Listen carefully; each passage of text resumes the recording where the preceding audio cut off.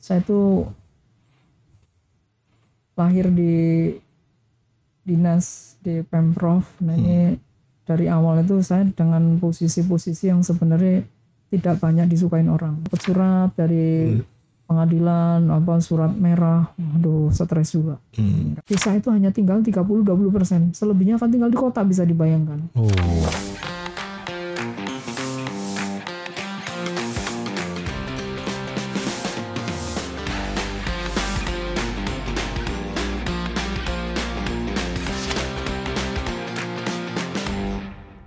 Assalamualaikum warahmatullahi wabarakatuh. Halo Sobat Citata, selamat datang di Cita Talk, podcast resmi dari Dinas Cipta Karya, Tata Ruang dan Pertanahan yang menghadirkan obrolan penuh cita tentang perkotaan dan khususnya tentang kota kita yang tercinta, kota Jakarta. Kali ini bersama saya Rangga Diarto yang akan menemani obrolan kita kali ini. Nah, Sobat Citata pasti tahu nih hari ini ada yang spesial ya, yaitu hari ulang tahun Jakarta yang ke-497 tahun. Nah, luar biasa ya, ini udah hampir separuh milenium ya. Nah, pasti udah banyak yang dialami atau dilalui oleh kota Jakarta kita yang tercinta ini, terutama dalam fase-fase pembangunannya dari dulu hingga sekarang. Nah, untuk membahas ini tentunya kita akan kedatangan tamu yang spesial. Nah, untuk Dinas Cipta Karya sendiri, Dinas Cipta Karya Tata Ruang dan Pertanahan adalah salah satu dinas teknis yang mengawal pembangunan dari kota Jakarta. Tamu kita spesial ini adalah Kepala Dinas Cipta Karya Tata Ruang dan Pertanahan saat ini, yaitu Bapak Heru Hermawanto. Assalamualaikum Pak Heru. Apa kabar Pak Heru? Hari ini gimana? Lancar dari rumah perjalanan menuju kantor Pak? Lancar. Hari libur sekolah ya Pak ya? Hari libur sekolah. Jadi perjalanan kurang macet nih dibanding yang seharusnya. Betul sekali. Apa nih Pak? Sekarang ini kan Jakarta mau menuju ke, katanya kan udah menuju ke sebuah kota global nih Pak. Karena udah nggak akan menjadi ibu kota negara lagi Pak ya. Jadi kita nanti akan membahas mengenai perjalanan pembangunan dari kota Jakarta kita yang tercinta ini. Cuma kalau saya kan mungkin udah sedikit cukup kenal sama Bapak nih. Cuma kalau Sobat Citata nih banyak yang belum kenal sama Pak Heru nih. Mungkin Bapak bisa sedikit bercerita tentang background Bapak. Karena kan ada pepatah nih Pak, tak kenal maka tak sayang. Cuma nanti ada resikonya Pak. Kalau mereka udah kenal Bapak, mereka jadi sayang sama Bapak.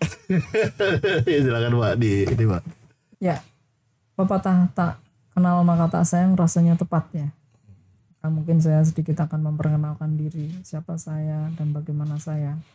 Awalnya saya dulu tidak pernah bercita-cita menjadi PNS. Gitu. Karena dulu pengen cita-cita saya tuh wira swasta. Maka saya tuh awalnya begitu lulus, saya bekerja di lingkungan luar yang tidak terkait dengan PNS. 10 tahun, baru setelah itu ada pengumuman saya mencoba masuk. Diawali saya masuk ke Pemprov DKI pada tahun 98 pada masa krisis moneter. Itu lagi ini serem masa Pak, kericuhan, masa keributan.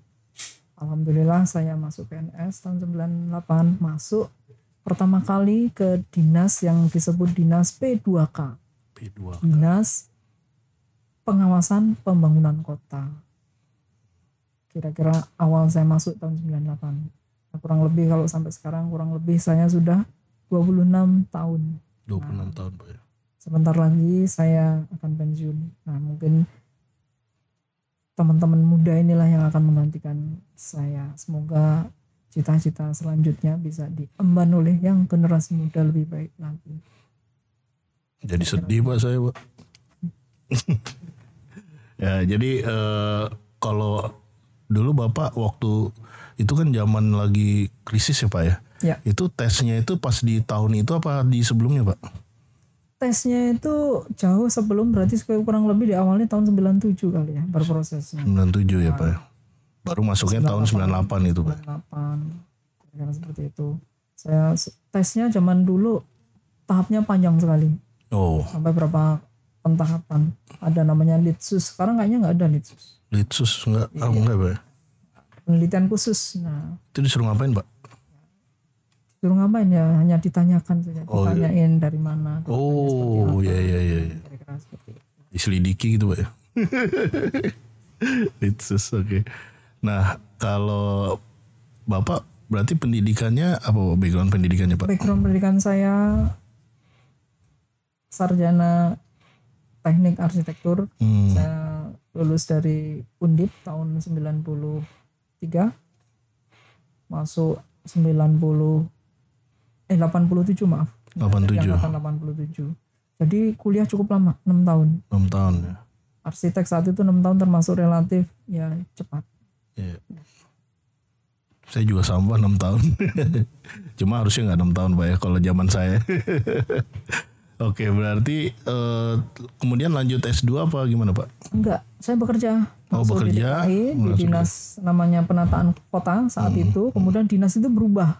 Oh ya. Tahun 2002 berubah menjadi Dinas Pengawasan Pembangunan Kota. P2B. Dinas pengawasan. Kemudian tahun 2009 berubah lagi. Jadi P2B versi 2. Nah, dulu awalnya penataan, kemudian berikutnya yang terakhir P2B bukan penataan, pengawasan pembangunan kota. Cara pembangunan Dinas Pengawasan Bangunan. Oh, bangunan ya, Pak. Iya. Oke. Kemudian tahun 2014 dilebur lagi. Nah, pergabungan antara Dinas P2B atau dinas yang tukang ngawasi bangunan. Nah, bahasa Oh, yang ada penertibannya itu kan, Pak ya? Dinas pengawasan dan tukang penertiban. nertibin, tukang ngawasin. Nah, zaman dulu itu seperti itu. Kemudian dileburlah dengan Dinas Tata Kota. Tata Kota tahun 2014 menjadi namanya Dinas Penataan Kota. Penataan Kota. Ya. Dan Dinas Penataan Kota sendiri sebenarnya juga pernah gabungan antara Dinas Tata Ruang dan Dinas Pemetaan. Oh, dulu ada Dinas Pemetaan, Pak ya? Ada Dinas Pemetaan, nah, khusus menangani peta-peta. Sekarang meleburlah dengan dinas kita sekarang, yaitu Citata. Citata ya, Tahun 2014. 14 ya, Pak? Kemudian tahun 2017 terjadi struktur kembali. Masuklah unsur kita harus ada melakukan pembangunan gedung pemerintah non hunian. Yang dulu dipegang oleh dinas perumahan, dinas perumahan yang dulu juga merupakan gabungan antara dinas perumahan dan dinas tata bangunan. Nah, begitu. Dinas tata bangunan menjadi melebur ke kita. Jadi kita gabungan sebenarnya banyak dinas, ya, dinas P2B, dinas tata ruang, dinas pemetaan, sama dinas tata bangunan. Tata bangunan. Iya. Wow, luar biasa. 4 dinas besar yang kemudian tergabung menjadi satu. Berarti kalau menilik dari sejarah Dinas Cipta Karya Tata Ruang dan Pertahanan ini, Pak ya, itu sempat bertransformasi berkali-kali, Pak ya, dan merupakan gabungan dari beberapa dinas yang berarti perubahan nama itu juga terkait juga dengan mungkin ruang lingkup pekerjaannya, Pak ya. Betul sekali. Itu. Terakhir berarti dari Dinas Penataan Kota di 2014 kemudian kedatangan ruang lingkup pekerjaan bidang gedung Pemda gitu, Pak ya. Iya. Jadilah Dinas Cipta Karya Tata Ruang dan Pertanahan yang seperti kita kenal saat ini, Pak ya. Iya, betul. Nah, yang mungkin Sobat Citata jadinya mungkin untuk mempermudah penyebutan, Pak, banyak yang menyebutnya jadi Citata gitu, Pak ya. Mungkin nama penyanyi. Ya, itu mungkin pas zaman lagi hitnya itu. Iya. Ya mudah-mudahan nggak kena royalti kita, Pak ya. Ya bukan kita ini. karena setahu saya memang ada akronimnya itu, Pak ya. Kita tuh sebenarnya DCK-TRP, Pak ya. Ya, nama resminya Dinas Cipta Karya Tata Ruang dan Pertanahan. Singkatnya DCK-TRP. Iya. Tapi rasanya menyebut itu susah, lebih baik sebutan itu lebih ngetren. Citata ya, Pak. Makanya berarti podcast kita udah pas nih. Cita Talk ya. Ada nyambungnya juga ke situ ya. Kalau dari Sobat Citata nih banyak yang pengen tahu, Pak, karena dari namanya sendiri kan udah beberapa unsur tuh tersebut di situ, Pak ya. Misalnya Dinas Cipta Karya, Tata Ruang dan Pertanahan, Pak. Jadi mereka bertanya-tanya gini, sebenarnya apa nih peran dari DCKTRP yang bersentuhan langsung dengan kehidupan aku sehari-hari itu apa sih gitu? Mungkin mereka pengen tahu aja Pak. Bisa dijelasin sedikit nggak Pak? Tata ruang yang punya peran ke masyarakat itu adalah satu, mengenai rencana tata ruang. Ya. Rencana tata ruang itu sangat dibutuhkan oleh masyarakat terkait dengan hal-hal yang berkaitan dengan kepemilikan dan melakukan pembangunan. Nah, itulah yang menjadi titik awal bahwa informasi rencana tata ruang itu sangat dibutuhkan oleh masyarakat.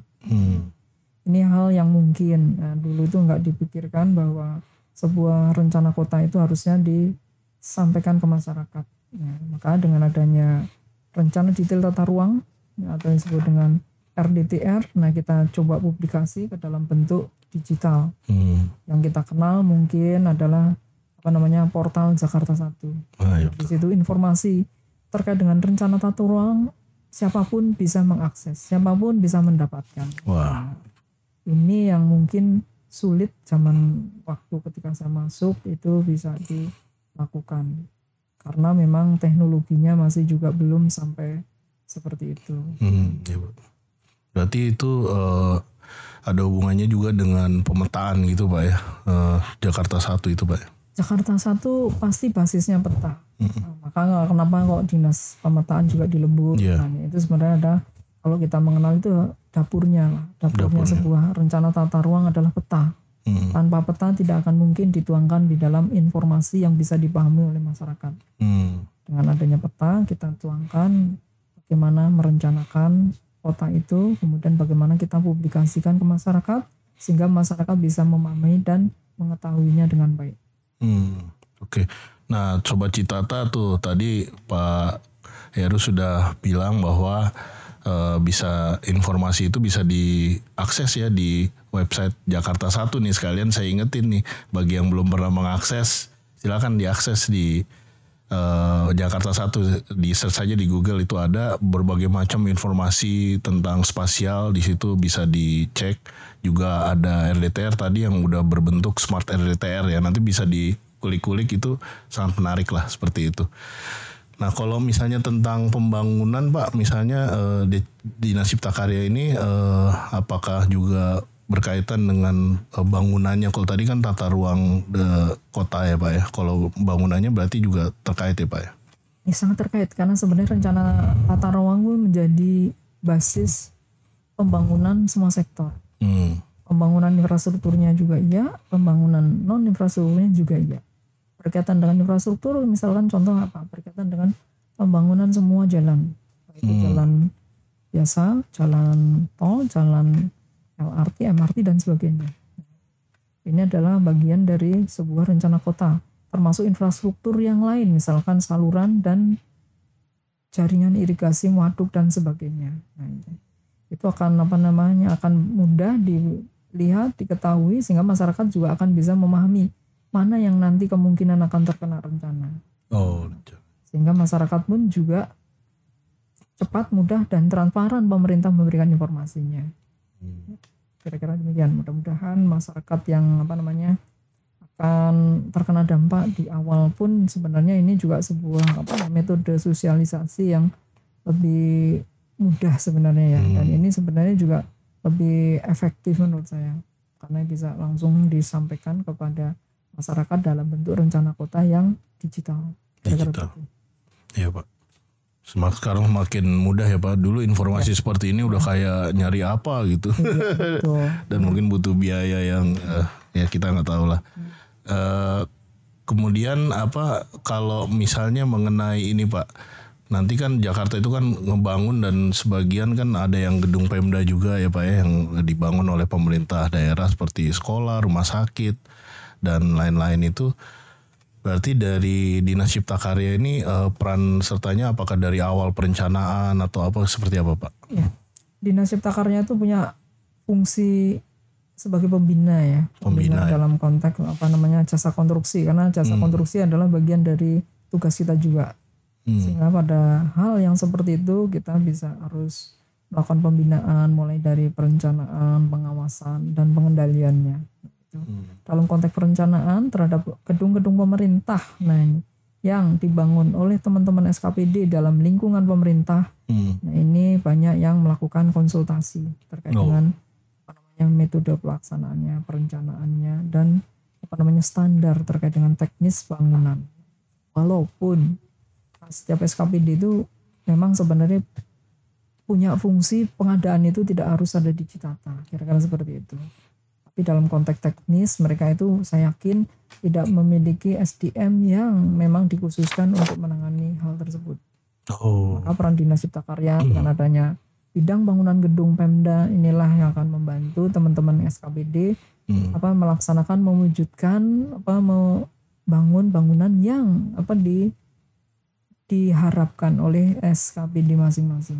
Oh, itu. Berarti pengadaan dari pembangunan itu memang ada di SKPD masing-masing Pak ya. Cuma mungkin mereka mau minta semacam konsultasi ke Dinas Cipta Karya Pak ya. Betul. Mengenai peraturannya, mengenai apa yang seharusnya seperti itu Pak. Kalau untuk gedung swasta gimana Pak? Kalau gedung swasta kita ada mekanisme yang disebutkan Undang-Undang Bangunan Gedung, kemudian adanya SIMBG yang dimana setiap pembangunan itu diharuskan memiliki persetujuan bangunan gedung. Nah, dalam konteks persetujuan bangunan gedung, maka setiap pembangunan gedung baik itu pemerintah maupun swasta sebenarnya juga diharuskan memiliki PBG, persetujuan bangunan gedung. Itu yang dulu IMB ya Pak ya? Iya betul. Dulu kita kenal IMB. Oh iya. Seperti itu. Sehingga ini yang kemungkinan juga masyarakat masih familiarnya dengan IMB. IMB Pak. Memang apakah ada suatu perubahan yang signifikan Pak dari PBG itu Pak?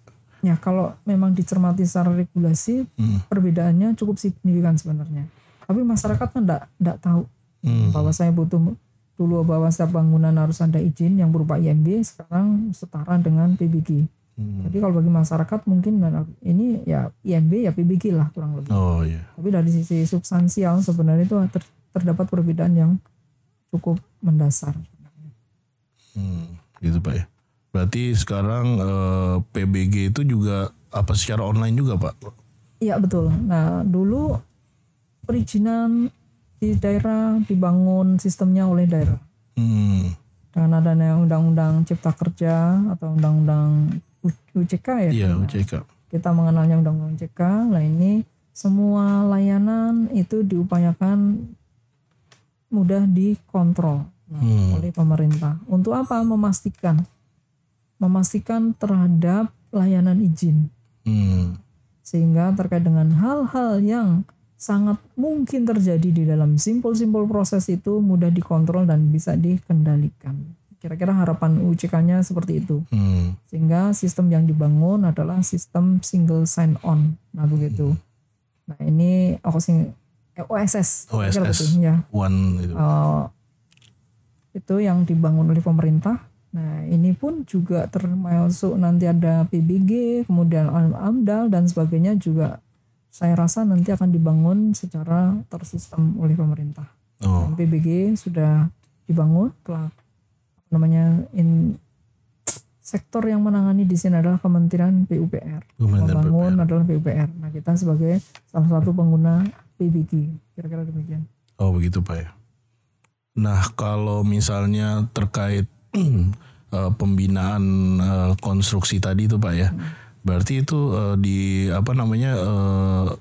targetnya itu untuk para pelaku pekerjaan konstruksi Pak ya, untuk baik maksudnya untuk yang pelaku yang swasta juga seperti itu Pak ya. Semuanya Pak itu bisa unsurnya pemerintah, bisa unsurnya swasta, perorangan maupun badan usaha gitu. Konstruksi itu mencakup tidak hanya juga personilnya juga, termasuk juga material atau bahannya.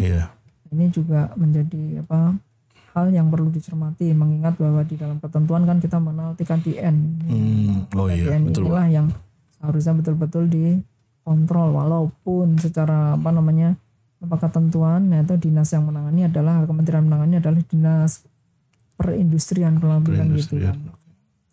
Tapi dalam konteks konstruksi, nah teman-teman yang nanti akan membidangi jasa konstruksi inilah yang mungkin nanti akan mensinkronkan hal-hal yang selama ini mungkin diharapkan oleh pemerintah daerah belum bisa dilaksanakan oleh pemerintah pusat.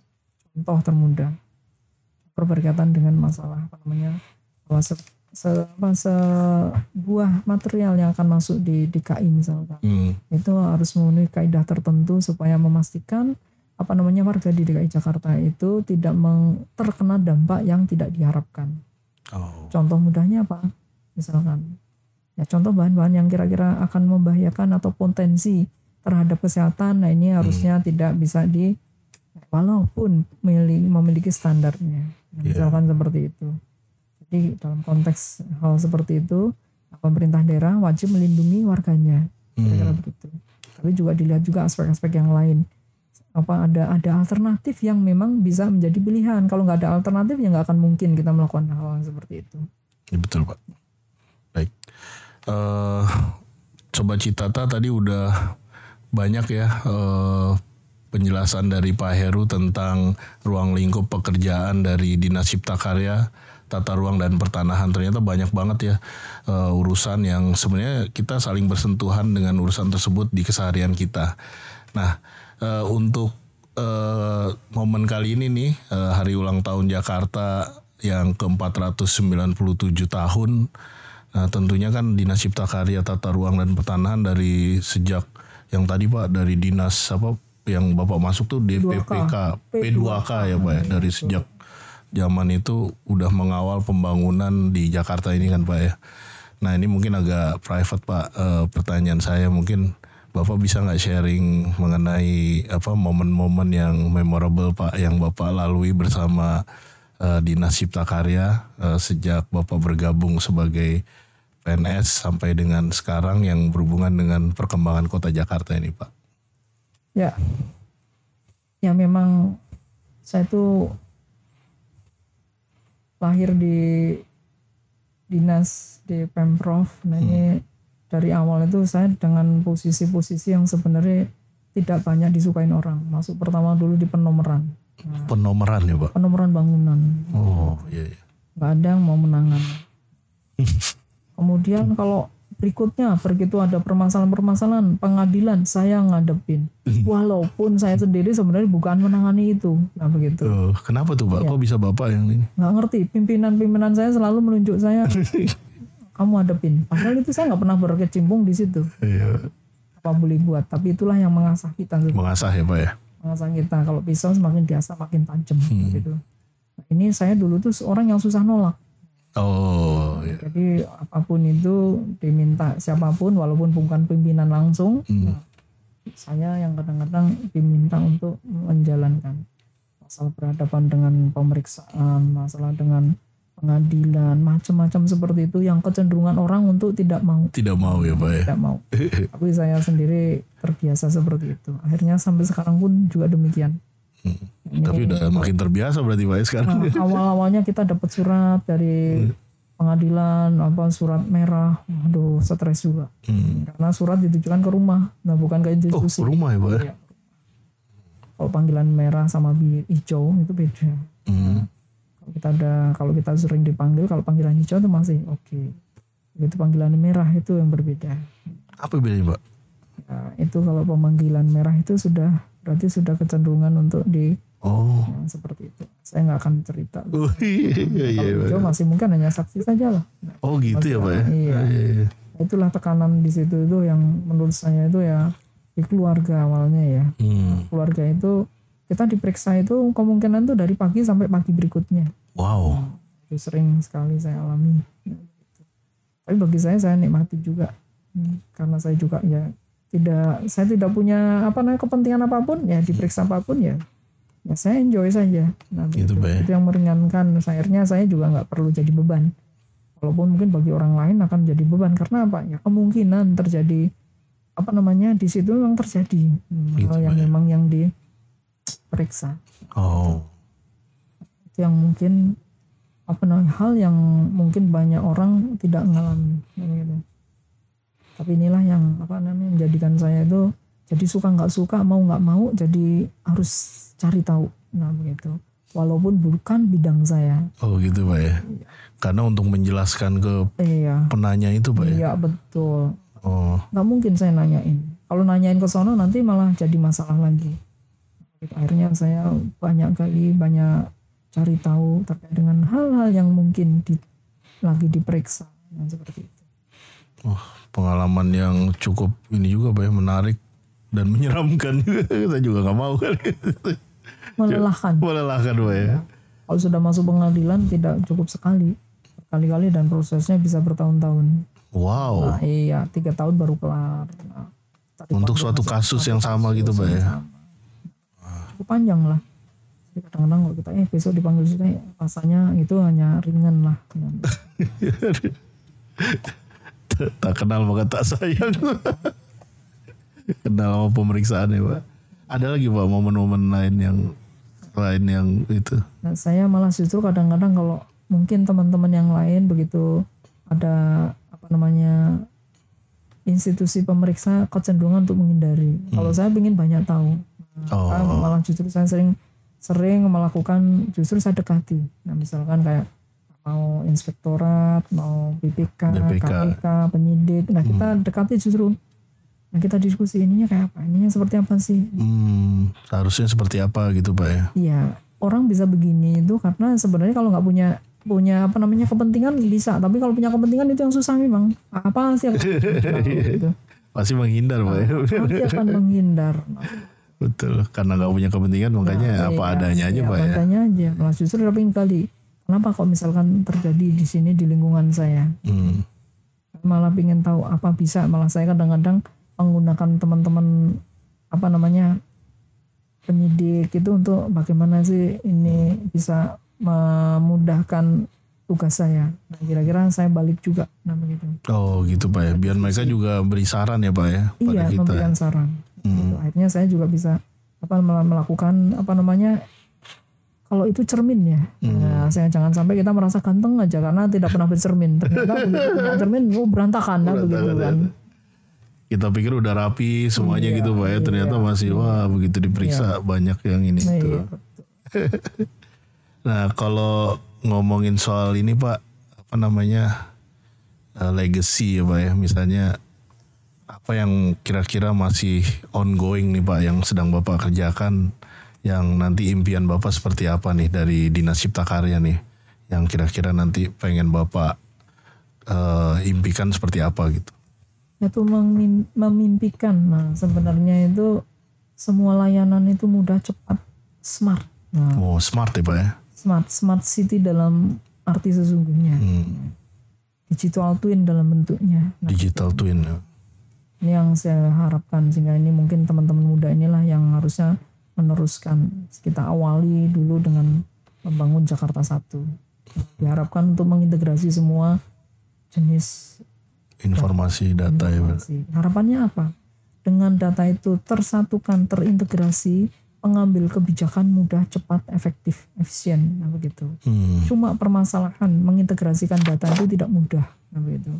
Nah ini banyak hal yang mungkin, dan kita sadari betul bahwa dengan data itu persis bahwa data itu sesuatu yang susah untuk disentuh.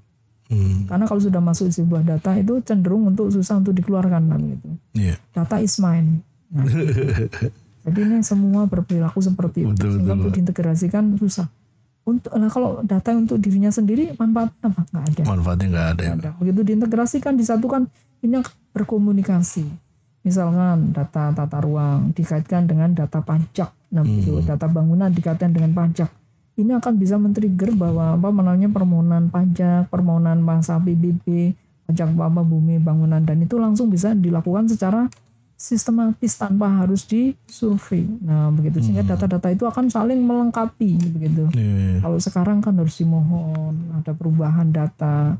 Nah itu harusnya otomatis semuanya, termasuk juga dengan layanan yang lain, misalkan air bersihnya, air kotor dan sebagainya. Ini harusnya tersatukan dalam sebuah jaringan yang bagus. Nah, gitu. Tapi ini tidak mudah karena tadi berkaitan data, masih kecenderungan mindset data is mine. Data is mine. Ini yang mungkin harus dirubah. Data itu akan bermanfaat manakala data ini bisa disatukan dengan data-data yang lain sehingga akan bisa berbicara. Data itu akan bisa berbicara.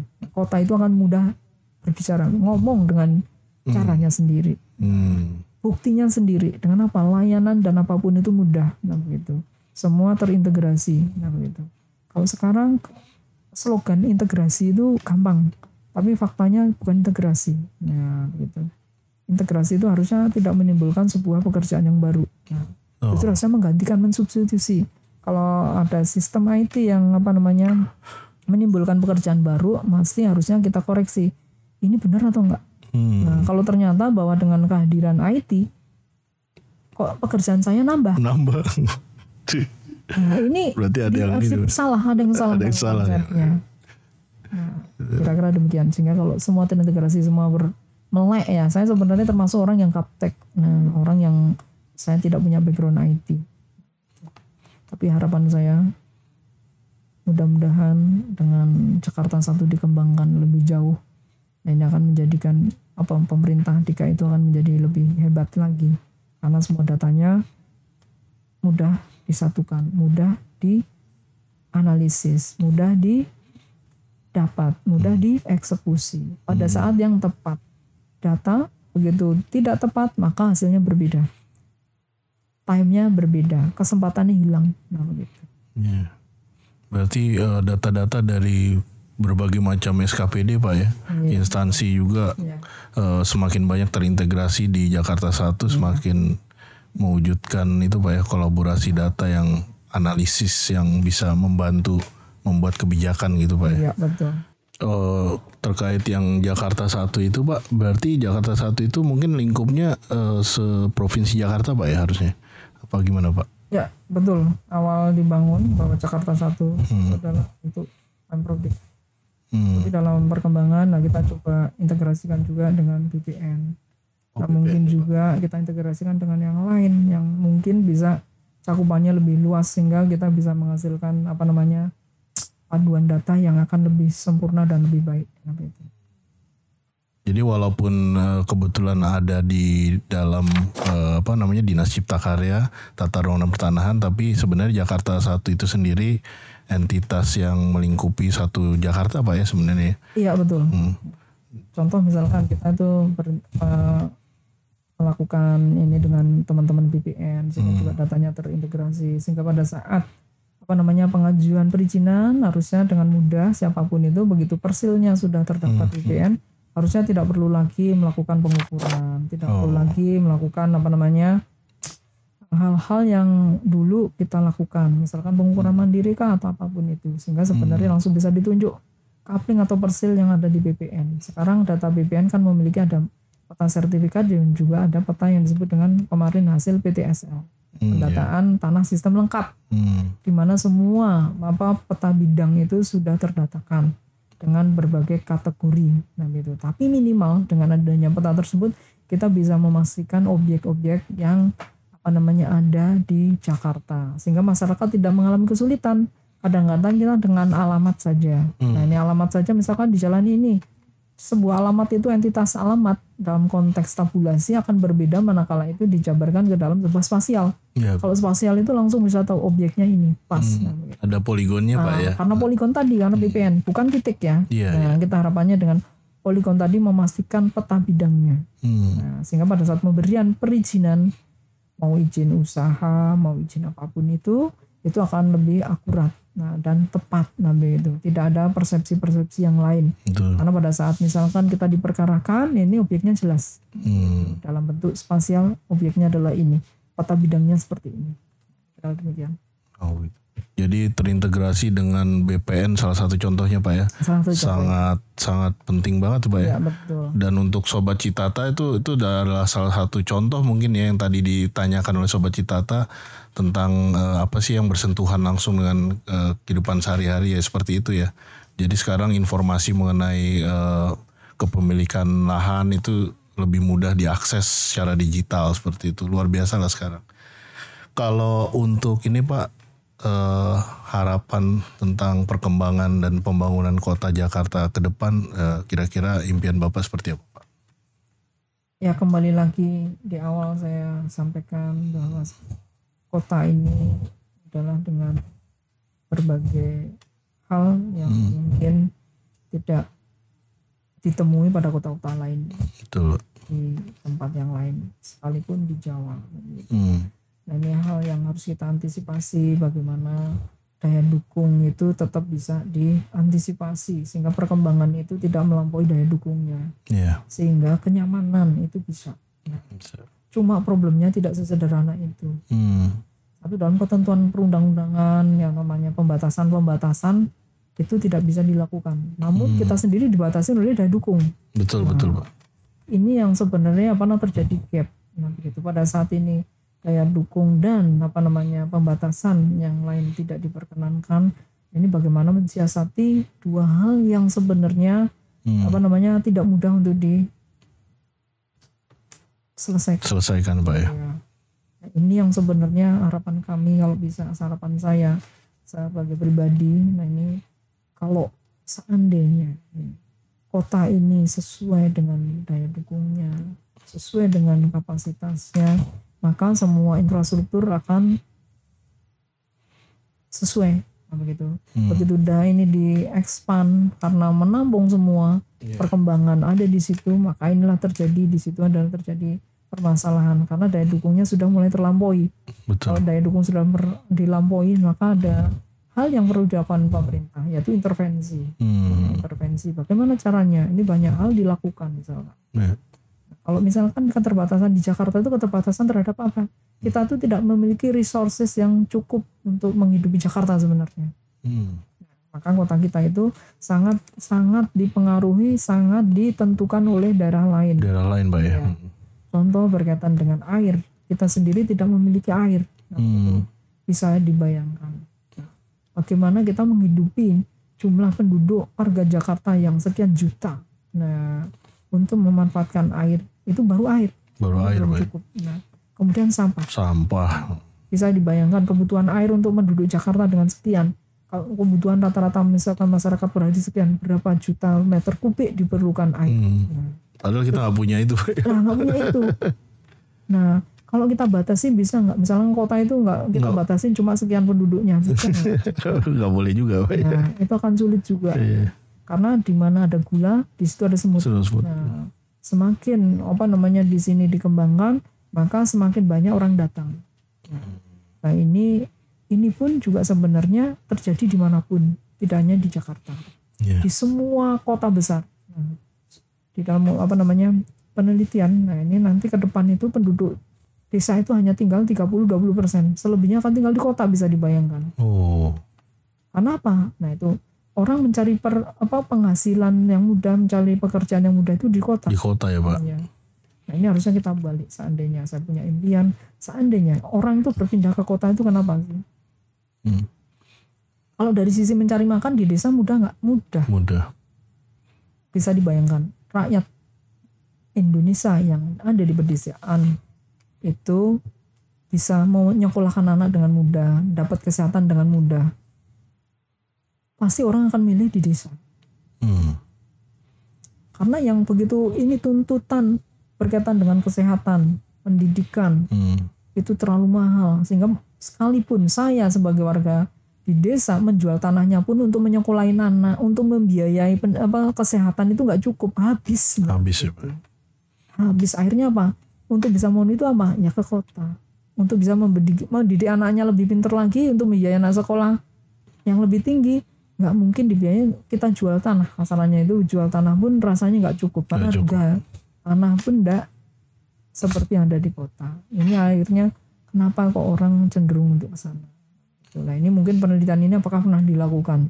Nah, ini seandainya, seperti tadi, sehingga tidak ada orang tertarik untuk ke sana. Kenapa? Karena sebenarnya dengan di daerah, kalau itu semua infrastruktur pendidikan, infrastruktur kesehatan dapat memadai, tidak mahal. Nah, saya yakin itu bisa ditekan. Yang tadinya lajunya misalkan 70%, ya bisa kita hambat menjadi 30% lah. Nah, begitu. Sehingga orang bisa berada di desa dan mengoptimalkan apa yang ada di desa. Resource-nya sebenarnya lebih bagus lagi.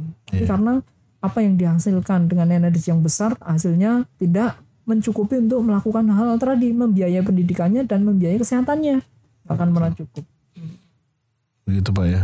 Mudah-mudahan nanti akan bertemu dengan sebuah kondisi di mana lebih balance Pak ya, antara yang tinggal di kota dengan tinggal di desa, sehingga tidak terlalu sumpek kayak di kota ya Pak ya. Nah, mungkin nanti juga ada kaitannya dengan perpindahan ibu kota yang direncanakan itu Pak ya ke IKN ya. Apakah nanti bisa kita lihat apakah cukup mengurangi beban di Jakarta atau tidak ya, walaupun nggak tahu juga Pak ya gimana. Menurut Bapak gimana Pak? Ya, kalau ini kita lihat ini memang pemerintah itu trigger untuk perekonomian ya. Jadi semua itu diawali dengan APBN maupun APBD, dan sehingga trigger perekonomian mulai bergerak gitu. Nah, kalau dari sektor tadi perpindahan dari ibu kota negara menjadi bukan ibu kota negara, berarti di sini ada perpindahan pegawai pemerintah. Nah, begitu. Nah, ini kita lihat potensi yang kemarin kita dapat dari trigger tersebut berapa persen. Nah, ini pasti itu akan berkurang sebesar itu.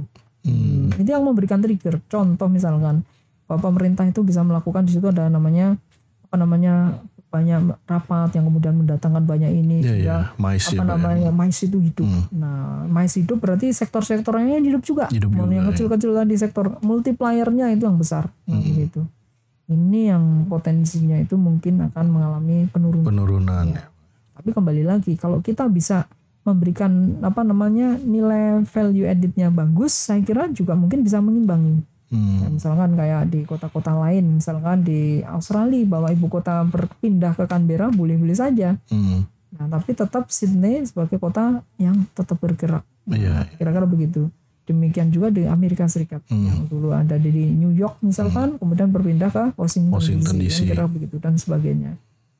Ini yang sebenarnya harusnya kita bisa mencari substitusinya sehingga value added itu bisa kita peroleh mengakibatkan potensi. Tapi dengan risiko apa? Begitu kita kembangkan tadi ada gula ada semut. Nah, nanti pada kesana-kesana lagi pada kondisi tertentu ini juga akan mengakibatkan sebenarnya juga kontraproduktif juga. Kenapa?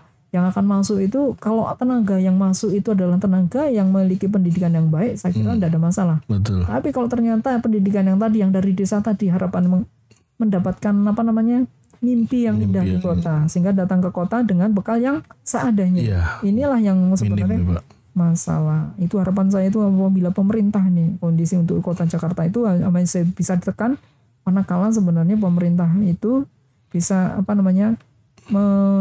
memberikan subsidi kepada pendidikan dan kesehatan di semua daerah. Nah, begitu. Sehingga ini bisa menekan biaya.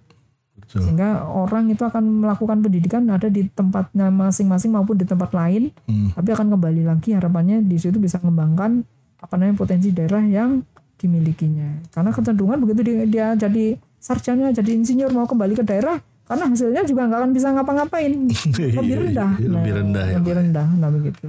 Jadi harus ke kota untuk mendapatkan yang lebih ya Pak ya. Karena sebenarnya karena kalau biaya nggak ada pendidikannya rendah, pendidikan kesehatan rendah, saya kira juga nggak juga. Nah, tapi ini belum penelitian, itu harapan saya. Nah, saya harap karena itu dengan seperti itu bisa menekan. Contoh termudah misalkan juga menata kota itu mudah nggak sih? Nah, kita tuh sering planologis. Nah, kita hanya mimpinya. Planologis. Ya. Bukan planologi, planologi. Kita mengangan-angan tapi strateginya nggak bisa. Caranya gimana? Diwujudin enggak? Tidak ada. Kita mau buat rencana kota, misalkan ada kampung kumuh kita tata. Dia mau buat gambarmu indah itu bagus, mudah. Tapi untuk mewujudkan itu bisa nggak? Strateginya seperti apa? Nah, kalau strategi pertama menata kumuh itu kira-kira gimana? Nah, kalau saya balik, saya cerdaskan dulu anaknya. Generasi berikutnya, anaknya akan tinggal di situ nggak? Nggak mau ya Pak? Nggak bakalan mau. Ditata mudah nggak? Mudah. Kalau sekarang urusan perut belum selesai. Mau saya tata. Nah, dia bisa bayangkan akan terjadi apa? Kegaduhan. Selalu gitu Pak ya. Nah, akan begitu. Sementara periode perencanaan itu 30 tahun, 20 tahun. Nah, bisa dibayangkan. Kira-kira seperti apa strateginya akan mudah nggak? Kecuali kalau kita merencana kota itu tanah itu dalam kekuasaan pemerintah penuh. Di Jakarta, di Indonesia tidak demikian. Maka kadang-kadang kita sering belajar di luar negeri, kemudian contoh di luar negeri langsung diambil tanpa kita paham filosofi utuhnya peraturan itu.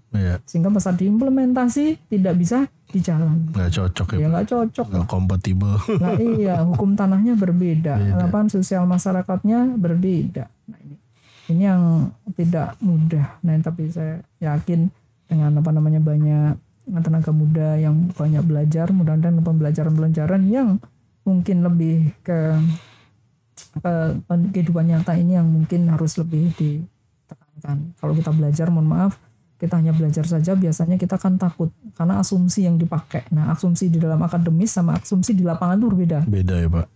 Ini yang mungkin kenapa sih orang berhasil itu adalah orang yang sebenarnya nekat. Nah, begitu. Kalau kita selalu akademis terus justru takut mengambil keputusan karena asumsinya tetap melekat seperti itu. Betul. Nah, gitu. No action ya, Pak. Nah, kita harus berpikir berbeda. Iya. Kira-kira demikian. Oke, Pak.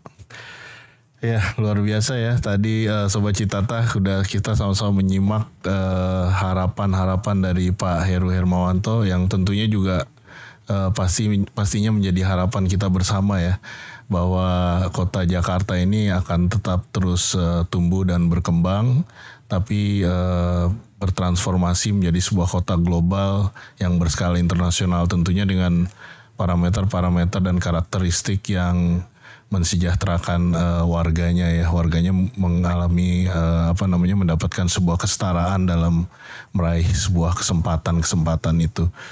Nah, Pak Heru sebenarnya masih banyak nih yang mau ditanyakan oleh Sobat Citata, Pak. Cuma nanti kita simpen buat episode berikutnya, Pak ya. Ya, mudah-mudahan Bapak masih mau mampir ke podcast Citatalk kita nih, Pak ya. Boleh. Terima kasih banyak, Pak, sudah meluangkan waktu di tengah kesibukan Bapak nih, Pak. Semoga Bapak selalu diberi kesehatan, Pak. Amin. Ya, terima kasih, Pak. Amin, Pak. Nah, Sobat Citata, demikianlah untuk podcast perdana kita ini ya. Dan kita tentunya tidak lupa mengucapkan selamat ulang tahun untuk kota kita yang tercinta, kota Jakarta yang ke-497 tahun. Dan jangan lupa tetap pantau dan ikuti sosial media dari Dinas Cipta Karya, Tata Ruang, dan Pertanahan. Sampai jumpa di podcast Citatalk berikutnya, yang tentunya dengan obrolan penuh cita tentang perkotaan, dan tentunya khususnya tentang kota kita yang tercinta, kota Jakarta. Wassalamualaikum warahmatullahi wabarakatuh.